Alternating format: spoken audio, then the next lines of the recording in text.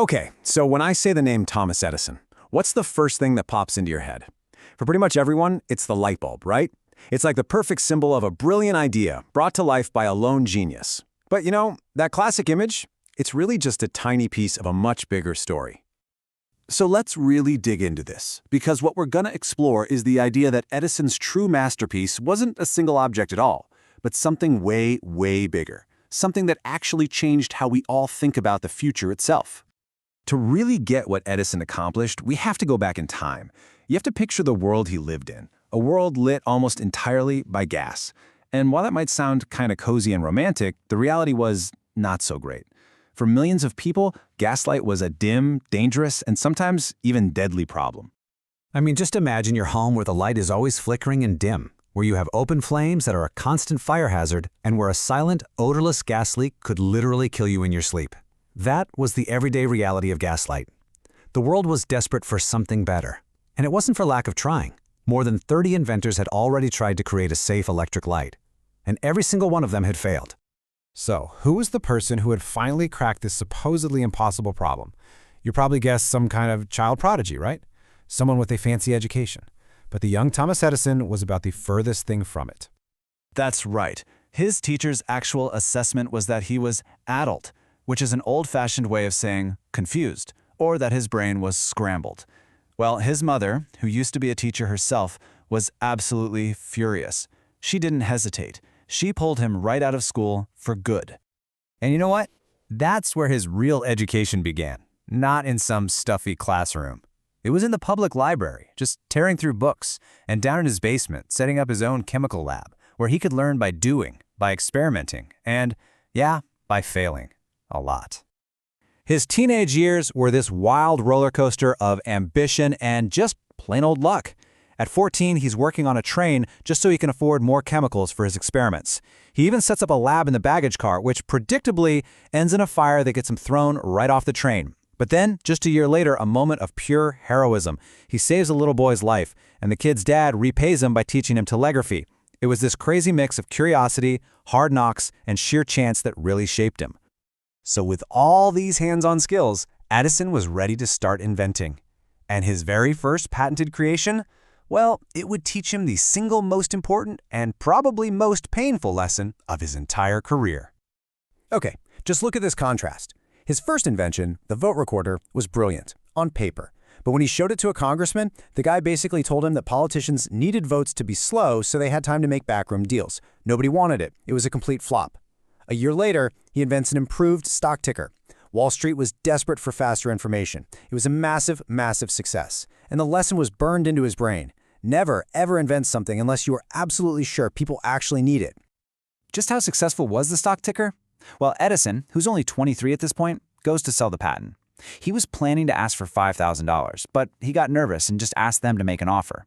They came back with this number, $40,000. That's over $1 million in today's money. At 23 years old, his career as a professional inventor had just launched into the stratosphere. So, what does a 23-year-old do with that kind of cash? Well, he didn't just build a bigger lab for himself. No, in a little town in New Jersey called Menlo Park, he built something the world had literally never seen before. He called it an invention factory.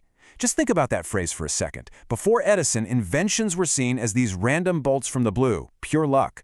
Edison's goal was to make innovation a predictable, industrial process.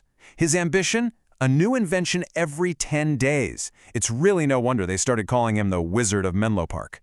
And that factory produced absolute wonders. He improved the telephone, sure, but his personal favorite, the one that really just blew everyone's minds, was a machine he claimed could talk. Even his own team thought he was going crazy. So he builds the device, leans in, and speaks that simple nursery rhyme into it. Then he resets the needle, and out of the machine comes his own voice, playing right back. The mechanic who built the thing, a man who saw exactly how it worked, was so shocked he reportedly yelled out in German, "Gott im Himmel," God in heaven, a machine that could talk. The world was now officially convinced that Thomas Edison could invent anything. So after the talking machine, the world was convinced Edison was a real-life wizard. So when he announced he was going to tackle the impossible problem of electric light, everyone just believed him. Gas company stocks actually plummeted on the news alone. But this challenge, this would demand more than a single flash of genius. It was going to require an unbelievable amount of just plain hard work. Look, this was not a eureka moment, not even close. It was a brutal, systematic grind. First, he spent an entire year and $50,000 just to prove that the most promising material, platinum, absolutely wouldn't work. Then came hundreds upon hundreds of tests on every other material he could think of. And the final breakthrough wasn't some exotic metal, it was a simple piece of scorched cotton sewing thread. When he put that tiny, fragile filament in a vacuum-sealed bulb, it burned for 40 straight hours. He had finally done it. So yes, he invented the practical light bulb, a totally world-changing achievement. But if we stop the story there, we miss his true legacy, because the light bulb itself wasn't his greatest invention, it was just the most famous product of it. This is probably his most famous quote, and it's the absolute key to understanding his real impact. He showed the world that genius wasn't about some magical flash of insight. It was about hard, relentless, systematic work. It was about perspiration. And that was his true masterpiece. Not the light bulb, but the factory that made it possible. He put invention on a mass production basis, basically creating the idea of the modern research and development lab. He turned the random act of discovery into a reliable, predictable system. Before Edison, you just sort of hoped for a better future. After Edison, you expected it. We all just began to assume that dedicated scientists and inventors would always be finding new and better ways of doing things. That fundamental belief, that constant expectation of progress, that was his true gift to the world. He didn't just invent the future, he invented our belief that a better one is always on its way. And that leaves us with a pretty fascinating question, doesn't it?